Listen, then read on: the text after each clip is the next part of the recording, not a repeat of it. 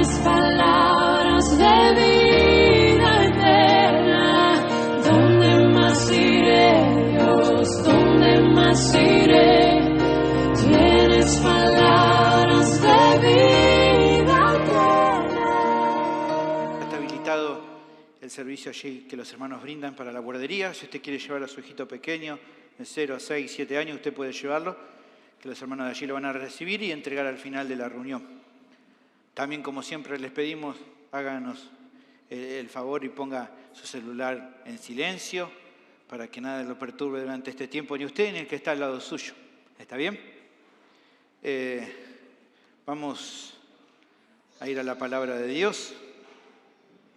Vamos a continuar hoy con la serie del Evangelio según Mateo y vamos a ir a Mateo capítulo 3, versículo 1 al 12. Ahí continuamos en el día de hoy. El título del sermón es Primer comunicado oficial del Rey, así se llama. Vamos a leer 3 del 1 al 12 y luego vamos a orar. Lea conmigo allí, luego deje su Biblia abierta en el pasaje. En aquellos días vino Juan el Bautista predicando en el desierto de Judea y diciendo: arrepentíos, porque el reino de los cielos se ha acercado. Pues este es aquel de quien habló el profeta Isaías, cuando dijo: voz del que clama en el desierto, preparad el camino del Señor, enderezad sus sendas. Y Juan estaba vestido de pelo de camello y tenía un cinto de cuero alrededor de sus lomos, y su comida era langostas y miel silvestre. Y salía a él Jerusalén y toda Judea y toda la provincia de alrededor del Jordán, y eran bautizados por él en el Jordán, confesando sus pecados. Al ver él que muchos de los fariseos y de los saduceos venían a su bautismo, les decía: generación de víboras, ¿quién os enseñó a huir de la ira venidera? Haced, pues, frutos dignos de arrepentimiento, y no penséis decir dentro de vosotros mismos: a Abraham tenemos por padre. Porque yo os digo que Dios puede levantar hijos a Abraham aún de estas piedras. Y ya también el hacha está puesta a la raíz de los árboles. Por tanto, todo árbol que no da buen fruto es cortado y echado en el fuego. Yo a la verdad os bautizo en agua para arrepentimiento, pero el que viene tras mí, cuyo calzado yo no soy digno de llevar, es más poderoso que yo. Él os bautizará en Espíritu Santo y fuego.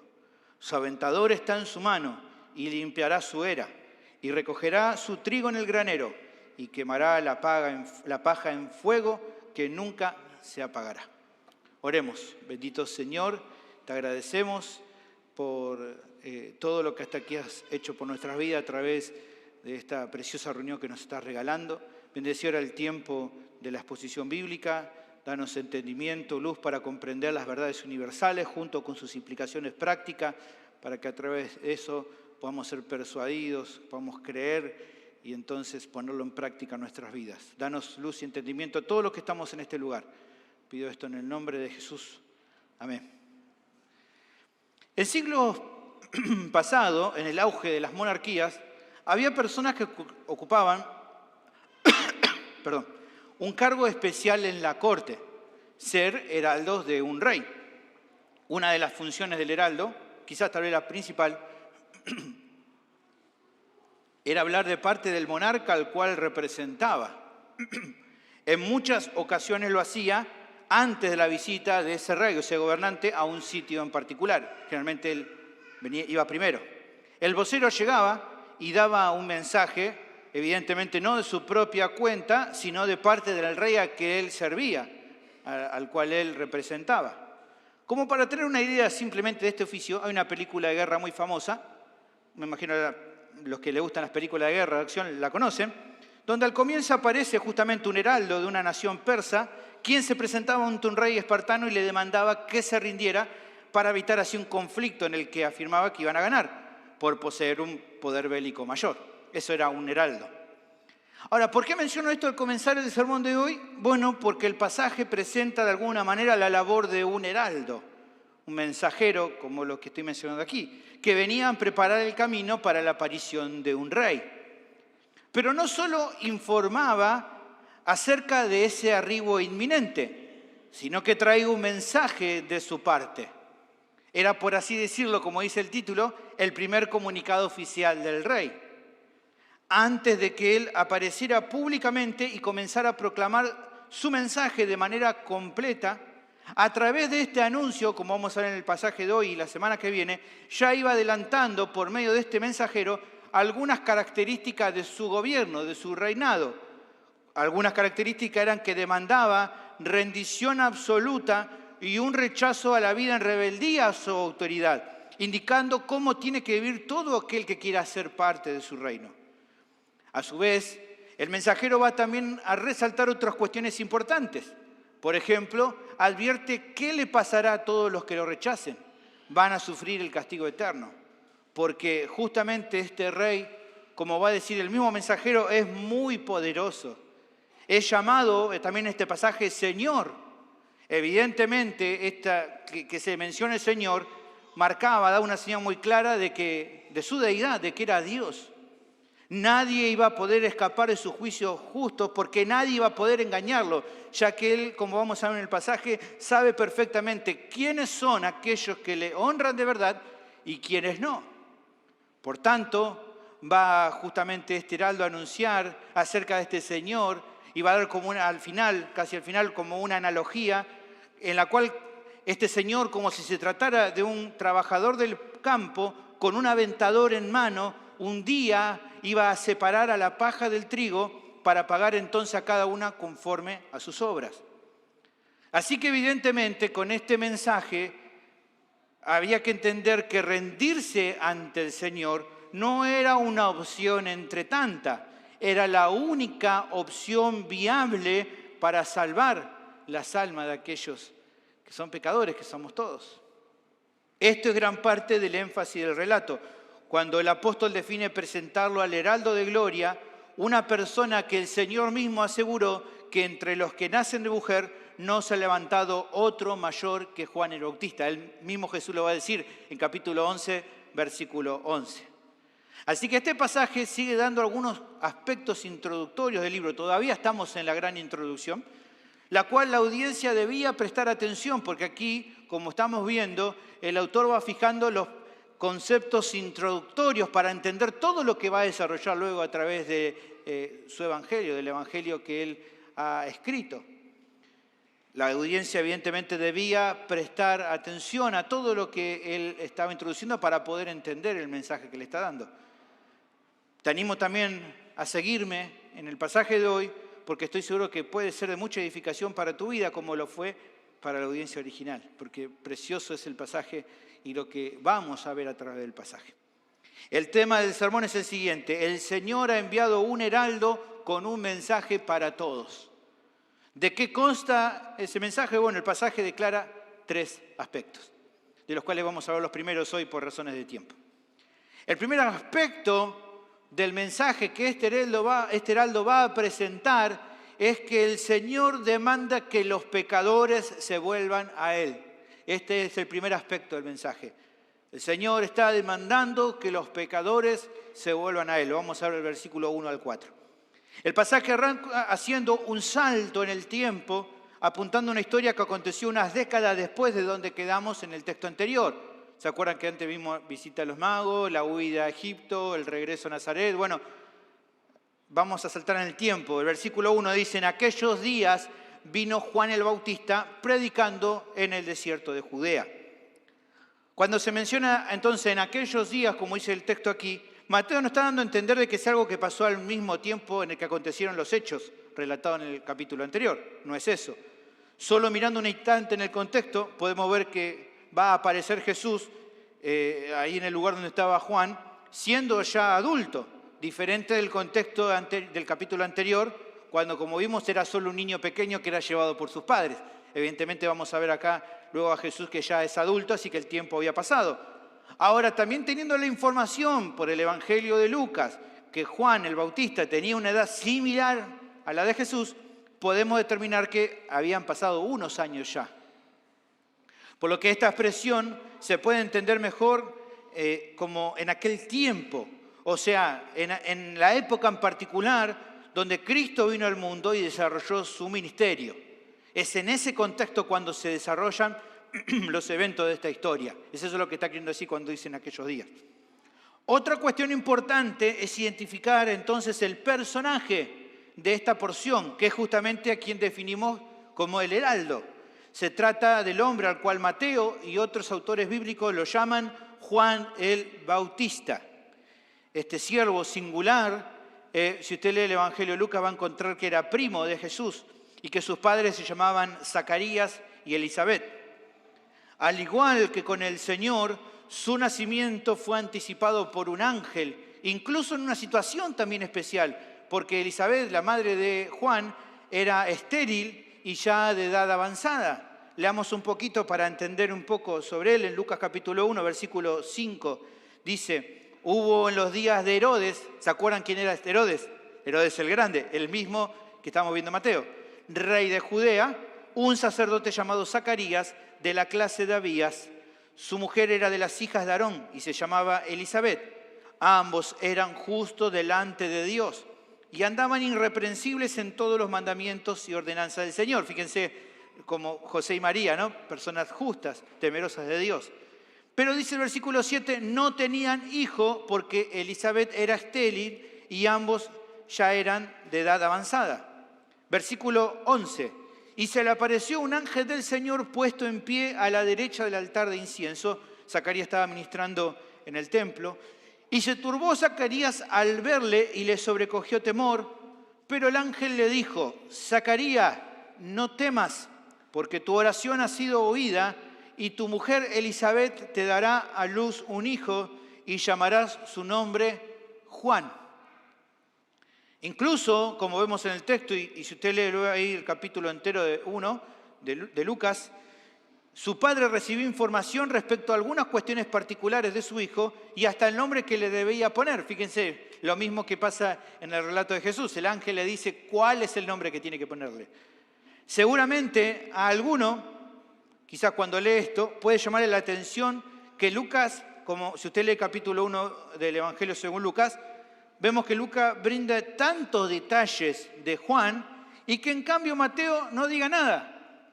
Fíjense que en el Evangelio según Lucas, antes de hablar sobre el ministerio de Juan el Bautista, se presenta su nacimiento, todos los acontecimientos, pero aquí Mateo no dice nada. Directamente arranca y dice, en aquellos días vino Juan. Nada más, directamente lo pone en escena a Juan. No dice solamente su nombre, no dice el lugar donde se encontraba, ¿dónde estaba? En el desierto de Judea, y no dice lo que estaba haciendo. ¿Qué estaba haciendo? Predicando, nada más. No dice quién era, no dice el lugar, no dice lo que hace. Ahora dice, pero ¿por qué Lucas, no? Todo lo que desarrolla y acá Mateo va, como diríamos nosotros, a los bifes. Bueno, nuevamente recordemos algo importante, hermanos. La intención de los evangelistas, Mateo, Marcos, Lucas, Juan, no es dar todos los detalles que nosotros quisiéramos. Tampoco debemos esperar que todos contaran los hechos explicando exactamente lo mismo. ¿Por qué? Bueno, porque como le vengo explicando y lo vamos a ir viendo también todo el estudio que hagamos de este evangelio, lo que cada uno expresa era lo que era significativo de acuerdo al propósito de su enseñanza en particular para su audiencia original. Solo van a dar los detalles que ellos veían necesarios para su explicación. Por eso Mateo resuelve no contar más y no es detallista como Lucas, porque Lucas tiene otro propósito. Ahora, de acuerdo con eso, el apóstol aquí no presta ningún interés en comentar detalles de la vida personal ni del trasfondo de Juan el Bautista, sino apuntar a la situación especial que está aconteciendo en ese momento. Que vemos aquí en esta historia, un hombre solo, está ahí solo, que de acuerdo a nuestro relato, fíjense, aparece así de repente, porque habíamos terminado el relato hablando de la vuelta de Jesús a Nazaret, y ahora de repente en aquellos días vino Juan, así de una, que se presenta justamente en una región desolada, un desierto, pero en un contexto geográfico central de la historia, como es Judea. Para hacer incluso algo distinto a lo que se podía esperar de él. Ya hemos visto que su padre y su madre venían del linaje o de la tribu de Leví, ¿Qué hubiera sido lo más normal de Juan? Verlo trabajar en el templo como sacerdote porque era hijo de sacerdote. Pero vemos que no está haciendo eso, sino que está haciendo otra cosa diferente a lo que se hubiera esperado, que es predicar. O sea, él está haciendo las veces de un profeta porque él está anunciando la palabra de Dios, dando un mensaje que por lo que veremos será muy importante. La pregunta que nos podemos hacer importante, interesante, a partir de esto es, ¿cuál era ese mensaje tan importante que tenía que decir? Bueno, el texto lo va a decir a continuación en el versículo 2. ¿Qué decía Juan en su predicación? Fíjense, arrepentíos porque el reino de los cielos se ha acercado. Aquí está todo lo que él está empezando a decir. Lo que se demanda es claro. ¿Qué dice? ¿Qué ordena a las personas? A que se arrepientan. Eso es lo que dice. Aquí está el verbo imperativo. Arrepiéntanse, le está diciendo. El término aquí, metanoeo, para arrepentirse, apunta a la idea de dar la vuelta, a un cambio de dirección, a cambiar la manera de pensar y a la voluntad. Pero no se trata de un cambio cualquiera, sino que siempre se usa metanoeo, aquí arrepentirse, se refiere a cambiar, pero cambiar siempre de lo malo a lo bueno, de alejarse del pecado y acercarse a la justicia. Esta es la idea aquí del cambio, es un cambio de mal para bien. Hablando sobre esta palabra, un comentarista dice lo siguiente, escuche, siempre que esta palabra griega se usa en el Nuevo Testamento, metanoeo, la referencia es a cambiar el modo de pensar, haciendo referencia al propósito de salir del pecado e ir hacia la santidad. El arrepentimiento implica dolor por el pecado, pero dolor que lleva a un cambio de pensamiento, deseo y conducta de vida. Por ende, entonces, al pensar en lo que significa esta palabra y el contexto claro en el cual se utiliza, se entiende que la mejor manera de interpretar esta orden de arrepentirse es que no se trata solo de una aflicción o un remordimiento a causa del pecado. Uno a veces cree, la gente a veces piensa de que cuando se habla de arrepentimiento se habla simplemente de estar triste. Bueno, no es exactamente eso. Si bien el arrepentimiento incluye un dolor, una tristeza, no es todo. El arrepentimiento es más que eso. En la teología se identifica entonces esto como conversión. Por eso, como algunos eruditos afirman, la mejor manera de interpretar esta orden, podríamos leerlo mejor, en vez de decir arrepentirse, porque arrepentirse podría solamente pensarse en aflíjanse por lo que hicieron mal. La mejor manera de entender esta orden es convertíos, conviértanse, cambien, diríamos nosotros tal vez de una forma más simple, pero nuevamente cambien todo lo que dijimos, de mente, de voluntad, de una conducta mala a una buena, de alejarnos del pecado para volvernos a la justicia, a la santidad. Eso es convertidos. Lo que Juan el Bautista está pidiendo es que se conviertan de sus malos caminos, pero no que se pongan las pilas solamente, sino que se conviertan en sus malos caminos, pero que se vuelvan de corazón al Señor y no solo que muestren un lamento por las cosas malas que hagan.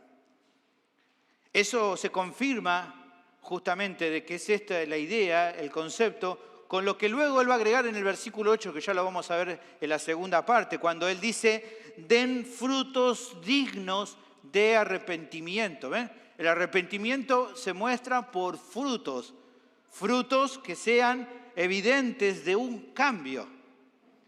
Este era el llamado central del mensajero. El mensaje que traía era, conviértanse, arrepiéntanse, dejen su pecado, vuélvanse al Señor. Pero junto a decirle lo que tienen que hacer, da la razón primordial de por qué era tan urgente atender a esta exhortación. ¿Por qué? Dice, porque el reino de los cielos se ha acercado. En cuanto a esta declaración muy interesante, y que vamos a verlo varias veces, prestemos atención a 3 asuntos los cuales necesitamos atender para interpretar de manera adecuada esta parte.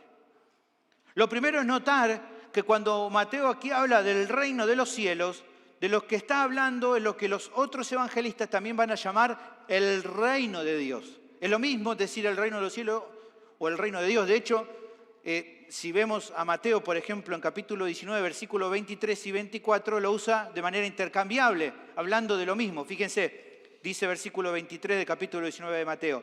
Entonces Jesús dijo a sus discípulos, de cierto os digo que difícilmente entrará un rico en el reino de los cielos. Versículo 24, otra vez os digo que es más fácil pasar un camello por el ojo de una aguja que entrar un rico en el reino de Dios. ¿Ve que utiliza las 2 palabras para hablar de lo mismo? Ahora uno dice, bueno, pero si significa también el reino de Dios, ¿por qué escribe el reino de los cielos?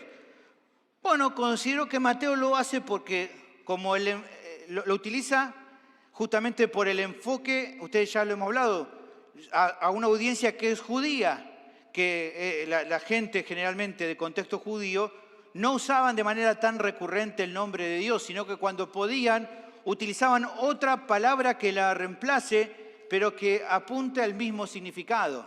O sea, en vez de decir quizás el judío Dios reina, diría el cielo reina, está hablando de Dios, pero como ellos se cuidaban de no utilizar el nombre de Dios en vano, no acostumbraban a usar mucho la palabra Dios y por eso utiliza la palabra cielo.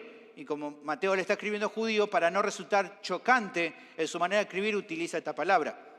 De hecho, es interesante porque de los evangelistas, solamente él lo usa. Los otros 3 evangelistas no utilizan la idea reino de los cielos, solo Mateo.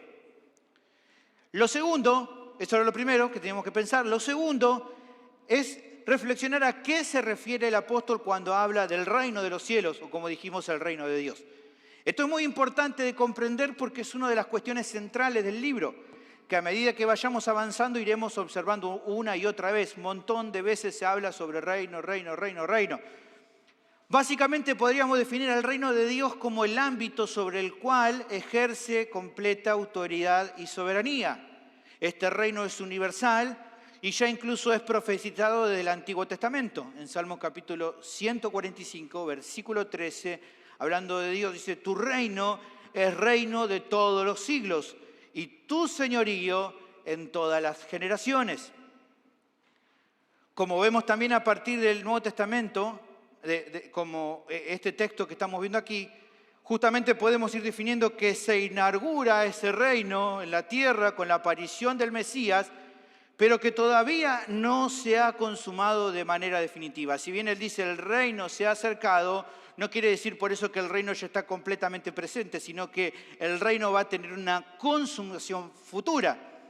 Así lo vemos justamente en Jesús hablando en Mateo 19, 28, que cuando Él regrese al mundo, ahí entonces se establecerá, se consumará su reino. Fíjense que dice, Jesús le habla a sus discípulos en Mateo 19, 28 y le dice, y Jesús les dijo, de cierto os digo que en la regeneración, cuando el Hijo del Hombre se siente en el trono de su gloria, vosotros que me habéis seguido también os sentaréis sobre 12 tronos para juzgar a las 12 tribus de Israel. Evidentemente, más allá de cómo se interprete esta idea, entendemos que es algo futuro, algo que todavía no ha acontecido, de que Él se siente en gloria en el reino de Dios consumado. Muchos eruditos utilizan la frase famosa, ya la hemos utilizado en Romanos, pero aquí está más que claro utilizada y la vamos a ver en muchas ocasiones, el utilizar el concepto del ya, pero todavía no, en referencia al reino de Dios, el cual es ejercido por medio de Cristo. O sea, podríamos decir, el Hijo ya reina, pero todavía no se ha consumado su dominio sobre todo el universo. Eso acontecerá justamente, como decía el autor de Hebreos, cuando todos sus enemigos se han puesto bajo sus pies. ¿Se acuerdan? Hebreos capítulo 1, versículo 13. Ahí el autor de Hebreos dice, pues, ¿a cuál de los ángeles dijo Dios jamás, siéntate a mi diestra hasta que ponga a tus enemigos por estrado de tus pies? Evidentemente su pueblo aguarda el desenlace de este acontecimiento, justamente entendiendo por lo que el mismo Jesús dijo, que antes de que esto acontezca, de que se consume justamente, que Él tome posesión completa de su reinado y Él reine como tiene que reinar, que iban a haber señales que antecedan la aparición del Señor para tomar posición completa de su reinado. Fíjense el capítulo 24, versículos 32 y 33. En Biblia de las Américas me gusta como lo dice, el Señor dice: y de la higuera aprended la parábola. Cuando su rama ya se pone tierna y echa las hojas, sabéis que el verano está cerca. Así también vosotros, cuando veáis estas cosas, anteriormente le hablaba sobre las señales que antecederían su retorno, sabed que Él está cerca a las puertas. Entonces diciendo, van a acontecer señales que darán paso a mi regreso al mundo. Es ese reino, el reino de los cielos, el reino de Dios, del que pueden ser parte hoy todos aquellos que se arrepienten de sus pecados y creen en el Evangelio. O sea, si bien la consumación del reino apunta a un futuro, su impacto afecta ya en el tiempo presente. Un erudito del libro llamado Scott McKnight explica lo siguiente. Dice, en general, podemos decir que el reino de los cielos es el reino de Dios a través de Jesucristo sobre todas las personas y que aquellos que se arrepienten y creen en Jesús entran en el reino de Dios en el presente. La experiencia del reino soberano de Dios trae consigo justicia y gozo, así como la esperanza de su futura consumación en gloria en la parusía, o sea, en el regreso glorioso del Hijo del Hombre. Una consecuencia inevitable de la convicción de que el reino de los cielos ha venido a través de Jesús es el juicio contra cualquiera que no responda adecuadamente a Él. Así que esto es en cuanto al reino de los cielos. Ahora, el tercer asunto a considerar también es respecto al sentido, o cuál es el sentido en el cual este reino, como dice aquel pasaje, se ha acercado. Considero que el punto para entender esto pasa por lo mismo que Mateo nos viene ya declarando, junto con lo que va a ir diciendo después. Con la venida de Cristo al mundo, el reino de los cielos se ha acercado porque el Rey Jesús, aquellos a los cuales los magos identificaron como el Rey de los judíos y del que la genealogía nos mostró que es heredero legítimo del trono de David, bueno, este Rey Jesús ha venido al mundo a predicar acerca de este reino. O sea, todavía no iba a reinar de manera consumada en aquel entonces, pero más adelante, como vamos a ver durante el desarrollo de este libro, Él va a establecer los puntos centrales de la manera en que los pecadores pueden ingresar a su reino, junto con la manera en la que se vive en su reino. Por lo tanto, a ver, si el reino es de Dios y Jesús es Dios, no quedan dudas que el reino de los cielos se ha acercado al mundo porque el Rey estaba en el mundo. Y si esto era cierto, como lo era, de que el reino de Dios se había acercado porque el Rey había aparecido, entonces, evidentemente, a partir de esta realidad surgían dos noticias. Podríamos decir una buena y una mala. A veces uno dice, ¿cuál querés primero? ¿Noticia buena o noticia mala? Bueno, yo definí primero darle la buena noticia. La buena noticia es que la esperanza para Israel y para el mundo entero estaría muy pronto a la vista de todo Israel, ya que el Mesías que tanto habían esperado estaba ya entre ellos. Cuando Juan da estas palabras, si bien todavía no había perecido, ya en muy breve tiempo iba a aparecer el Mesías, el que tanto habían esperado. La esperanza que tenían iba a estar delante de sus ojos. Por eso es el apóstol Juan, otro de los discípulos de Jesús, el que testifica, habiendo estado con Jesús, y dice en Juan 1:14, el texto que todos conocemos, y aquel verbo fue hecho carne y habitó entre nosotros. ¿Y qué dice él? Vimos su gloria, gloria como del unigénito del Padre, lleno de gracia y de verdad. Juan está contando la muy buena noticia, que el Mesías había venido y que él podía testificar que vio su gloria. Ahora también te dije que hay una mala noticia. La mala noticia era que ellos habían despreciado a Dios por mucho tiempo para vivir en sus caminos de maldad y que por ende urgía que se alejaran de sus malos caminos y arrepentidos de corazón se volvieran al Señor antes de que sea tarde. No solo era hermoso saber que el Mesías estaba entre ellos, sino tenían que tener temor y decir, el Mesías está entre nosotros. La gloria de Dios está en medio de nosotros. De hecho, usted lo va a leer en los Evangelios y va a encontrar en varias ocasiones que cuando el Señor manifiesta su gloria de alguna manera especial, ¿qué hacen sus discípulos? Le tiemblan las patitas, están con miedo porque se daban cuenta y reconocían que la gloria de Dios estaba en medio de ellos y esta gente, como nosotros, no eran merecedores delante del Santo de Israel. Por lo tanto, arrepentirse era reconocer la condición en que uno se encuentra, que es esclavo del pecado, para humillarse y confesar a Jesús como Señor y Salvador personal. Como el reino de los cielos se estaba acercando, Juan el Bautista exhortaba a que sus oyentes se pusieran a cuenta con Dios. No había nada más importante que eso. Mateo quiere reflejar a su audiencia justamente esto, al brindar este relato. Que el primer aspecto del mensaje que el Señor da a todos por medio de este heraldo es que el Señor demanda que los pecadores se vuelvan a Él. Esto tiene que quedar claro y tiene que ser un llamado que cada persona en el mundo debe atender. Si el Señor está diciendo que hay que arrepentirse, no podemos mirar para otro lado. Nadie puede decir, no, a mí no me lo está diciendo. Al parecer, al escuchar esta sección, es probable que algunas personas de su audiencia original tuvieran duda en cuanto a la legitimidad de este heraldo. Uno decía, qué mensaje fuerte, pero tenía autoridad para decirlo. Bueno, al parecer Mateo comprendía que eso podía ser peligroso si había gente que dudaba de la autenticidad, de la legitimidad de Juan para ser ese heraldo que el Señor había mandado. Y el problema es que si se desconfía del mensajero, se puede despreciar el mensaje, lo cual era inadmisible. Es por eso que a continuación Mateo recuerda que la aparición de este heraldo había sido ya anticipada por los profetas. Versículo 3. Pues este es aquel de quien habló el profeta Isaías cuando dijo, voz del que clama en el desierto, preparad el camino del Señor, enderezad sus sendas.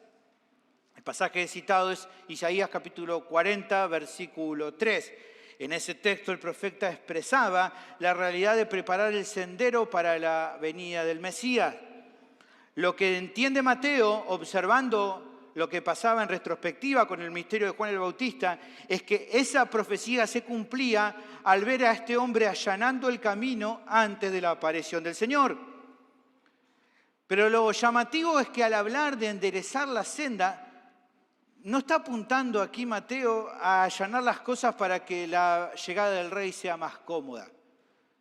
Todo lo contrario, o sea, el rey no necesitaba que nadie lo ayude a él, porque él es el rey poderoso, sino que por el contrario, con su predicación, lo que Juan está haciendo es buscar eliminar justamente los obstáculos, los corazones de la persona que por tanto tiempo se habían alejado de Dios. Evidentemente, el camino del Señor es la senda del arrepentimiento, de volverse del pecado a la justicia, de cambiar los senderos morales y espirituales que estaban torcidos a causa del pecado en unos senderos derechos que justamente se encuentren aptos para recibir al Rey. O dicho de otra manera, para que usted me entienda, se lo digo en criollo, no es que el Señor necesite algo de nosotros, sino que nosotros somos los que necesitamos de Él. Pero para recibir lo que Él tiene para darnos, los que deben rendir sus vidas son los pecadores que somos vos y yo.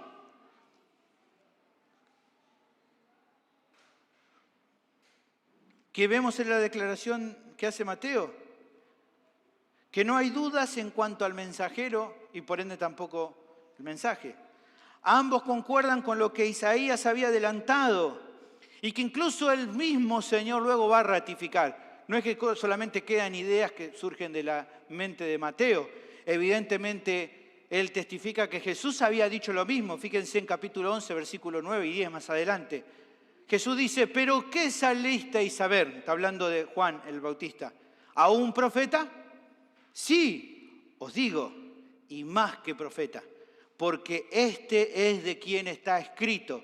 He aquí, yo envío mi mensajero delante de tu faz, el cual preparará tu camino delante de ti. Claramente, Mateo entiende y le está diciendo a su audiencia, es legítimo lo que él está diciendo, no hay que dudar ni del mensajero ni del mensaje. Finalmente, para dar un aporte más a su testimonio, el apóstol agrega a continuación algunas peculiaridades más del heraldo que llaman la atención. Versículo 4 dice, y Juan estaba vestido de pelo de camello y tenía un cinto de cuero alrededor de sus lomos y su comida era langostas y miel silvestre.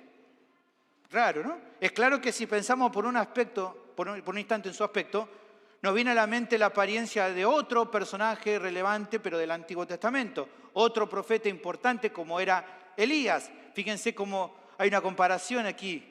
En 2 de Reyes 1:8 dice, y ellos le respondieron, un varón que tenía vestido de pelo y ceñía sus lomos con un cinturón de cuero.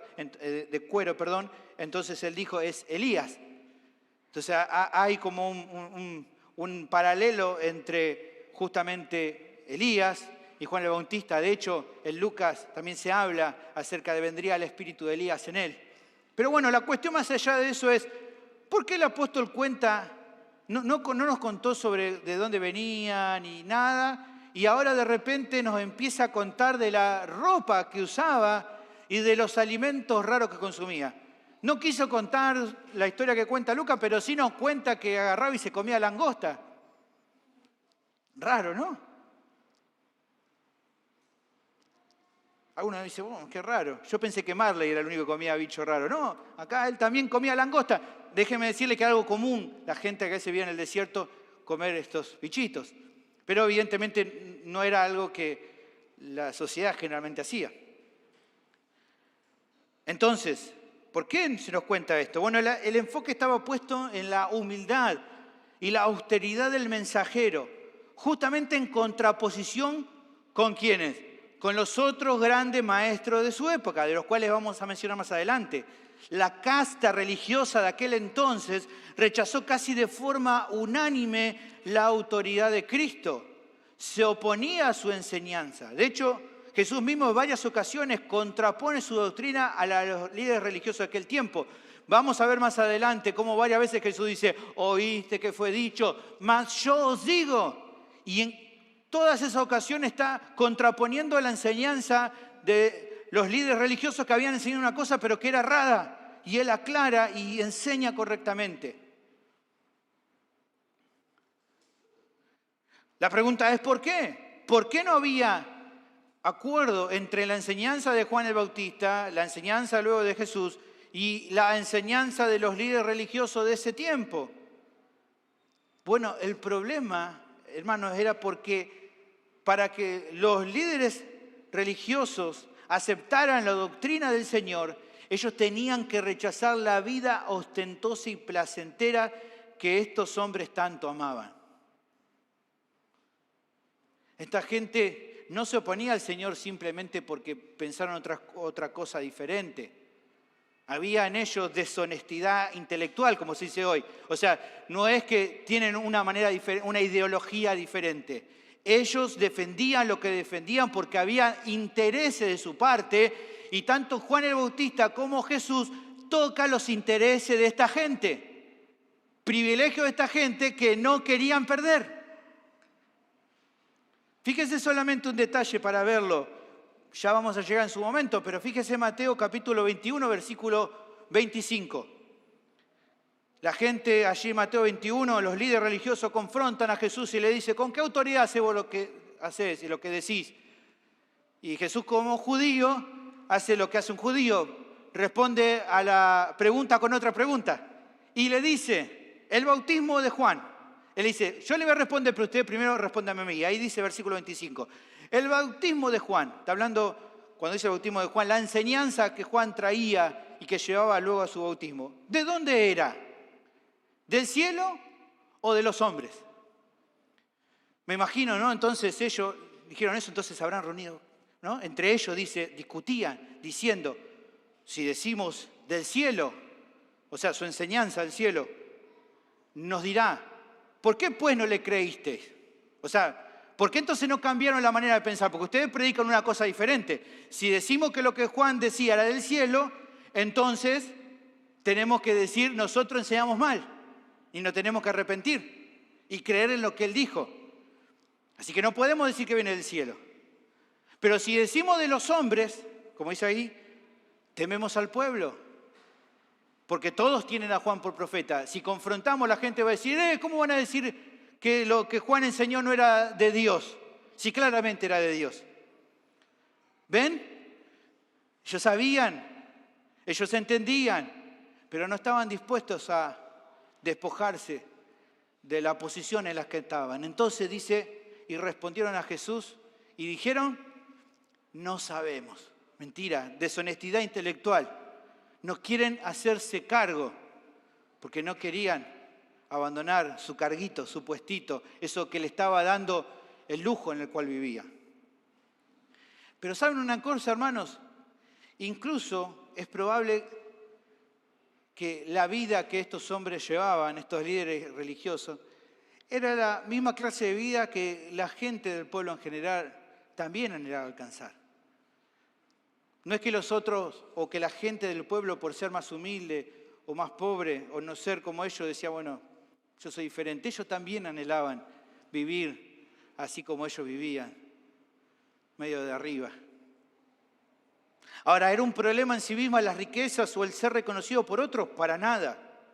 Juan el Bautista no buscaba convertir a las personas para que sean como él, alguien que decidió vivir sin buscar deleite en las cosas de la vida.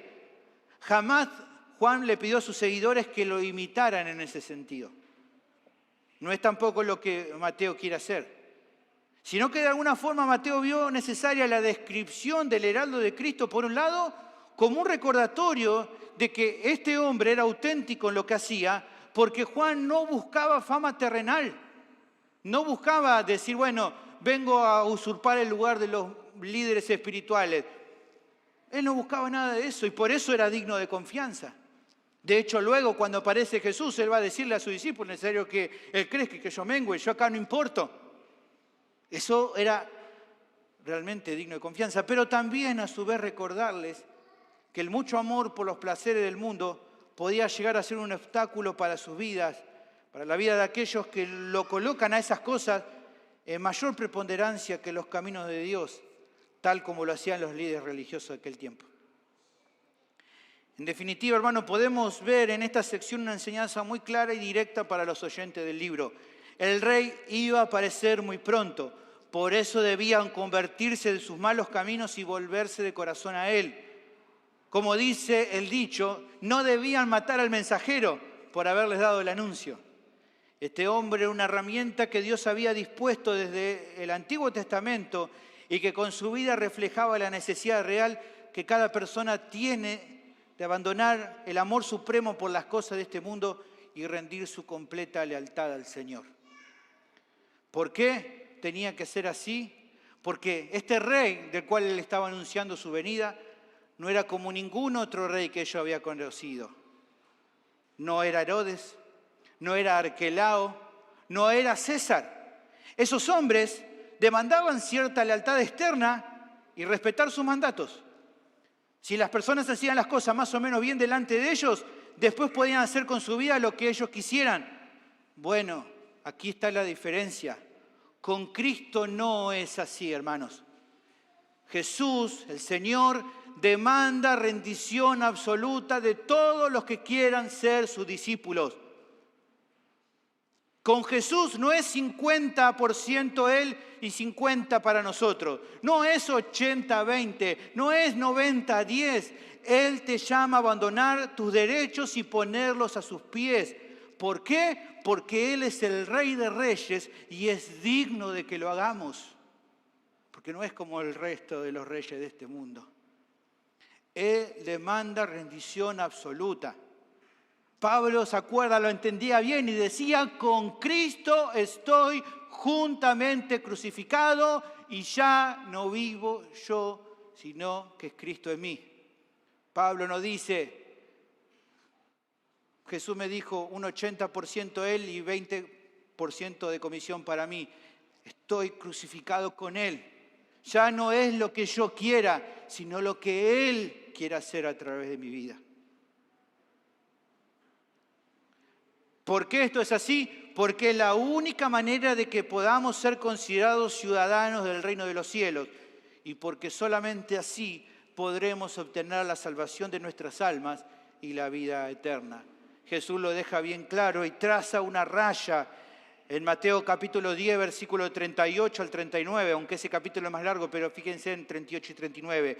Dice Jesús, y el que no toma su cruz y sigue en pos de mí, no es digno de mí.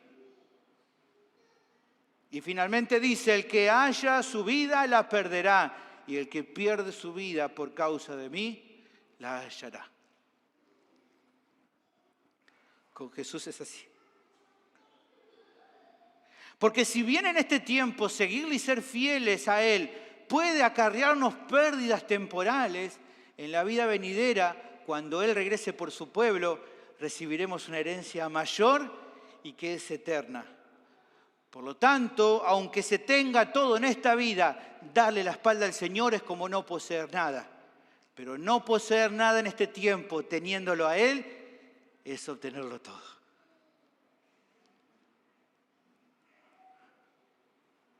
El siguiente aspecto del mensaje que el Señor manda a decir a su heraldo es que Él sabe que no todos responderán positivamente a su llamado. Versículos 5 al 10. El pasaje prosigue comentando la reacción de gran parte del pueblo que lo escuchaba.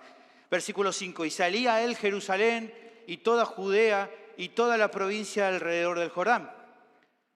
Aparentemente, a pesar de que lo lógico hubiera sido que el ministerio de Juan el Bautista sea poco reconocido, pensemos, un hombre solo en medio del desierto de Judea, vestido medio raro, comiendo cosas raras, enseñando algo diferente. ¿Quién lo va a querer escuchar a ese loco? Bueno, por lo que vemos en el texto, todo lo contrario, que dice, grandes multitudes se agolpaban para oír su mensaje, incluso que tuvieran que ir al desierto para escucharlo. Dice el texto que gente de Jerusalén, de toda Judea y de todas las provincias alrededor del Jordán salían a él. ¿Por qué su enseñanza había provocado tan alto impacto? Porque la gente lo consideraba como un profeta de Dios, como alguien que enseñaba la verdad, que lo que decía era la voluntad de Dios, algo que incluso podían corroborar desde el Antiguo Testamento, que era la Biblia que tenían en aquel entonces.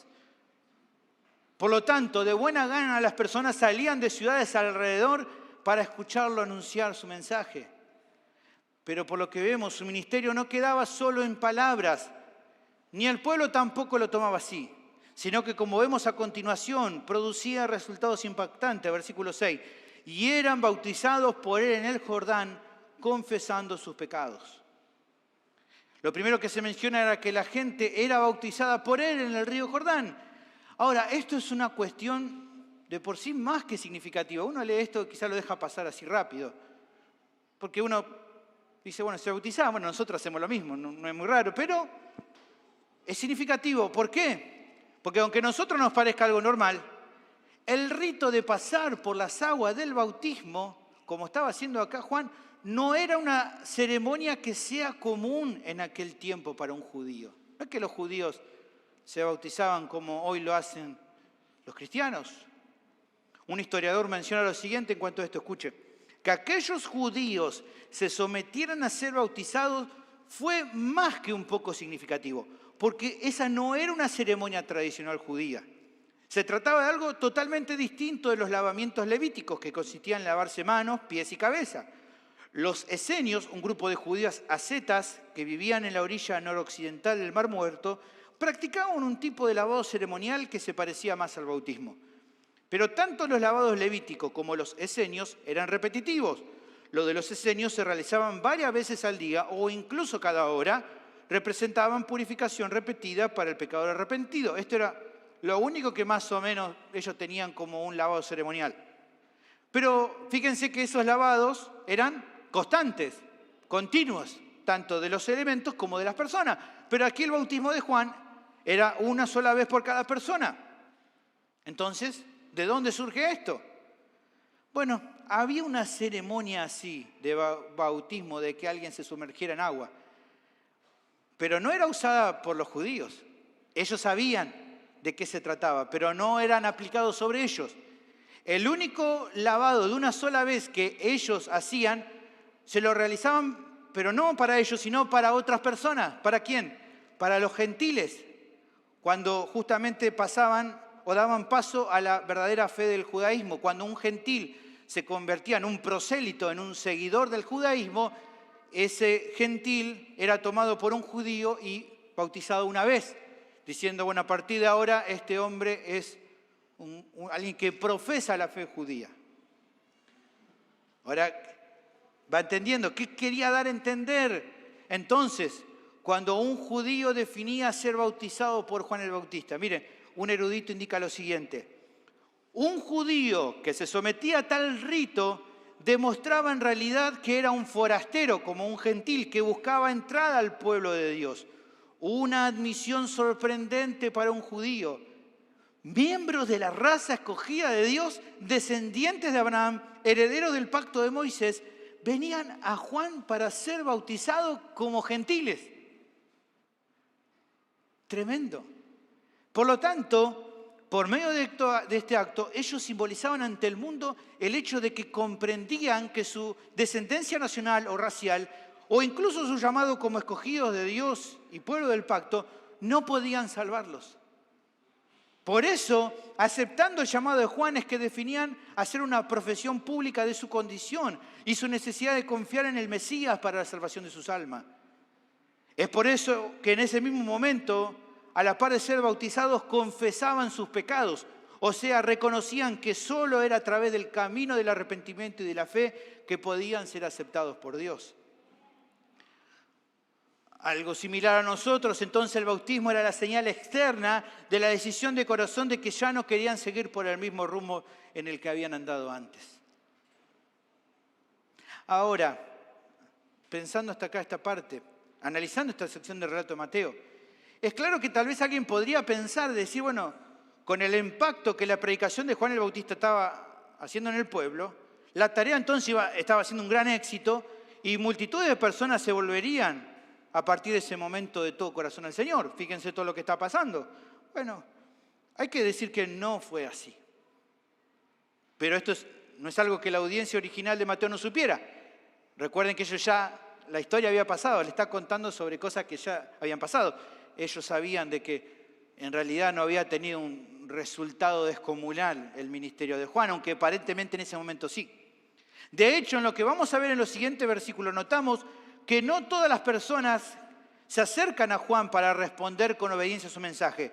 Incluso cuando lo que le está diciendo es la pura verdad, algunos no se acercan con el corazón dispuesto. Los líderes religiosos lo rechazan, aunque, como vemos en nuestro texto, vamos a leerlo después, de manera encubierta, no es que directamente se presentan rechazando públicamente. Con Jesús sí lo van a hacer después, pero acá con Juan no lo hacen públicamente. Como diríamos nosotros, para ser políticamente correctos, no lo rechazan de manera directa.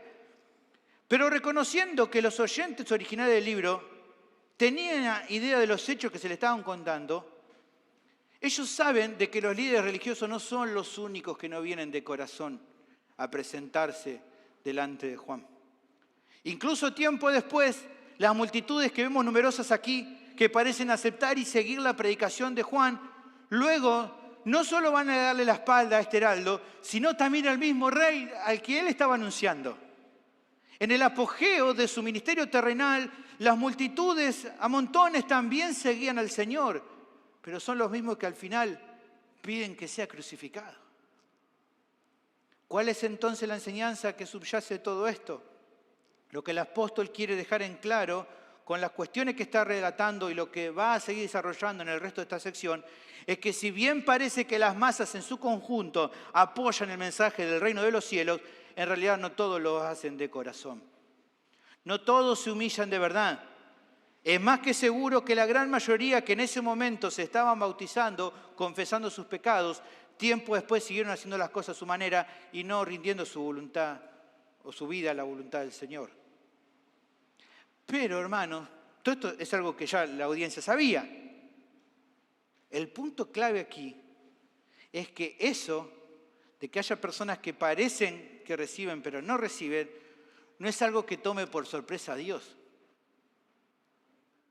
No es algo que toma por sorpresa, como vamos a ver, Juan el Bautista, y por eso algunos directamente los reprende. No es algo que tomaba, obviamente, por sorpresa a Dios, y no es algo que ni siquiera toma por sorpresa a Jesús.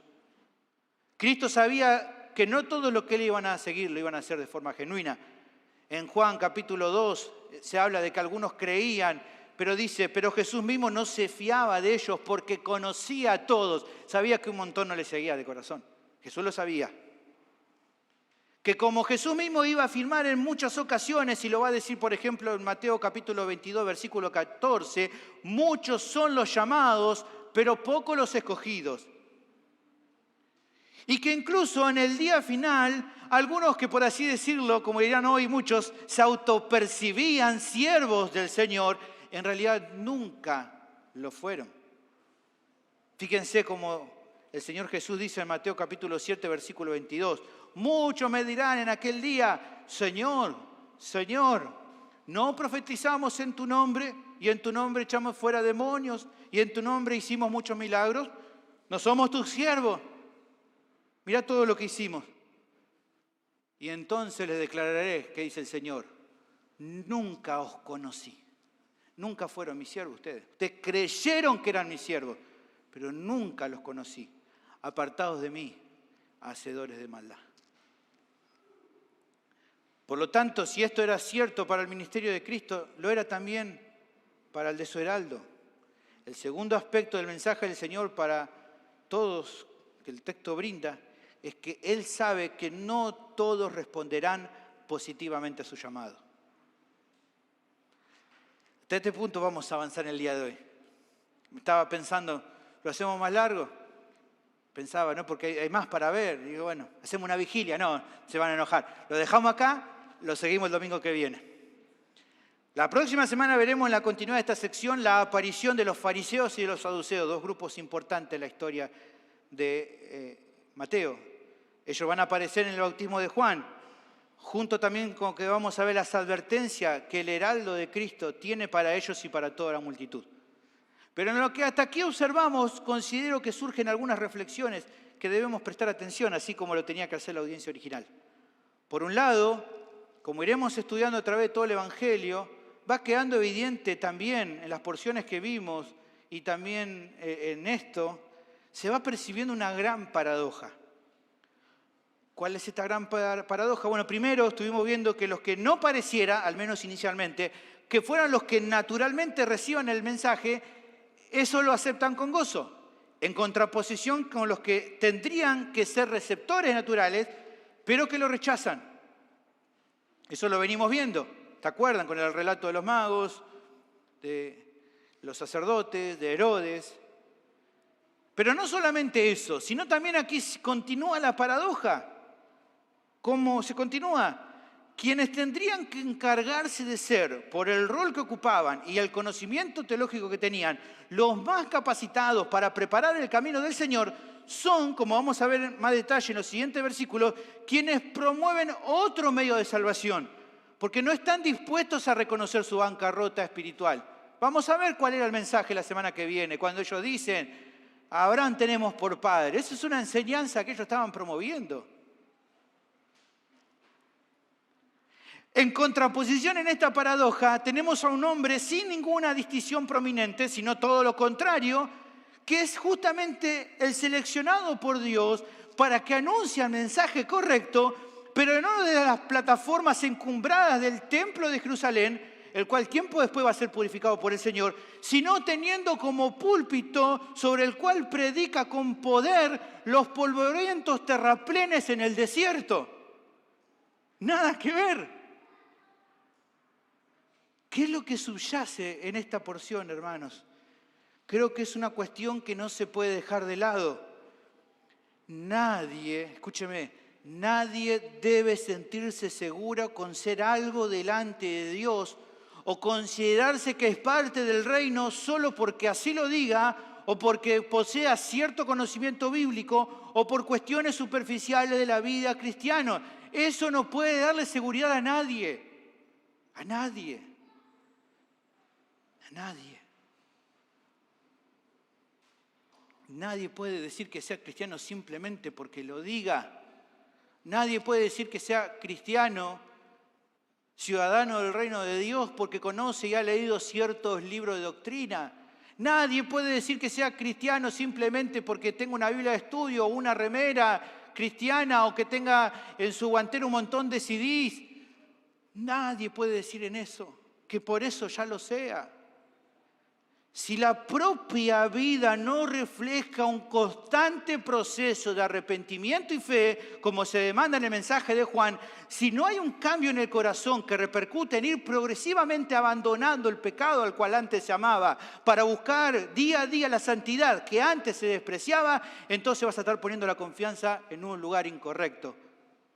Es así.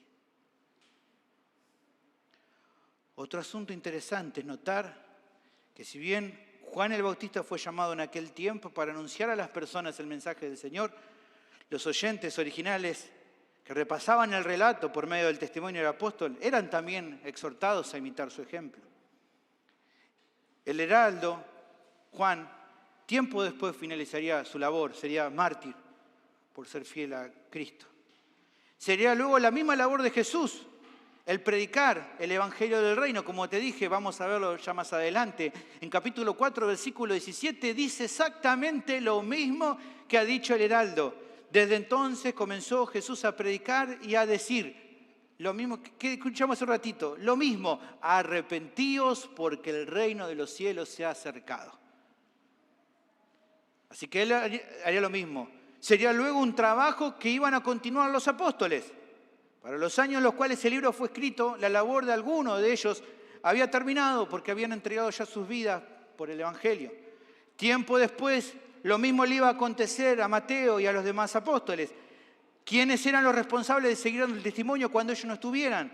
Evidentemente ellos, la audiencia original, en cualquier lugar del mundo donde se encontrase. Por eso, antes de terminar el Evangelio, el desafío final que le plantea a su audiencia a través de lo que Jesús le dice a sus discípulos, pero que obviamente les cabe a todos los que escuchan, ¿cuál es? Mateo 28, 19. Por tanto, id y haced discípulos a todas las naciones, bautizándolos en nombre del Padre y del Hijo y del Espíritu Santo, enseñándoles que guarden todas las cosas que os he mandado.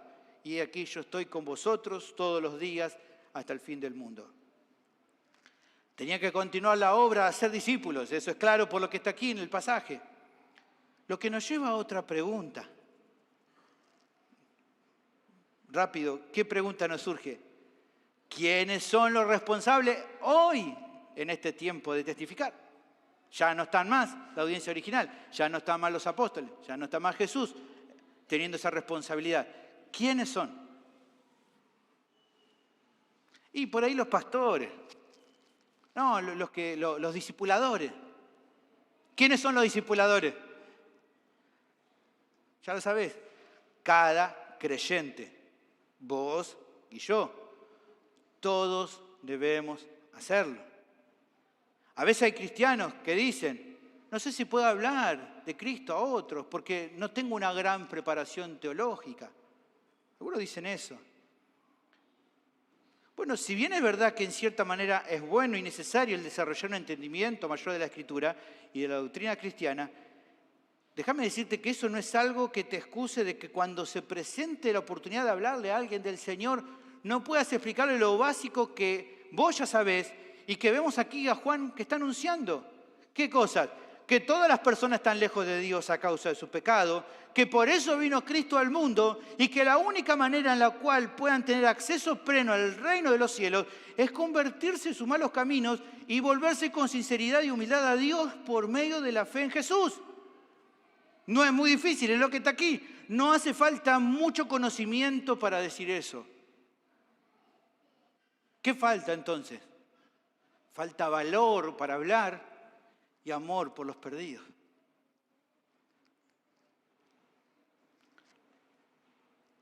Por otra parte, por lo que vamos notando desde que comenzamos con este libro, y que se visualiza también con el pasaje de hoy y también se irá desarrollando por medio de toda la enseñanza de Mateo, es respecto a que el avance del reino de Dios se va produciendo de una forma misteriosa. Él con las parábolas lo va a explicar mejor. Por lo que notamos, es una obra en este tiempo no limitada a una región o a una raza en particular, sino a personas de toda clase social, de toda lengua, de toda nación, por medio de la obra que el Señor ha hecho por los cuales Él vino a salvar. Y para ver esto, rápidamente pensemos ya los ejemplos que hemos visto, los ejemplos de José, de María, de los magos, y hasta de Juan el Bautista nos reflejan eso. De todo tipo de personas, de todo tipo de contexto. Y esto creo que brinda esperanza para todo el que pueda entender y creer este mensaje. ¿Cuál es la esperanza? Es cierto que ninguno es tan bueno, tan justo o tan limpio por sí mismo como para merecer la entrada a los cielos. Pero ¿sabes una cosa? Así también ninguno es tan malo como para no ser aceptado si se vuelve de todo corazón al Señor.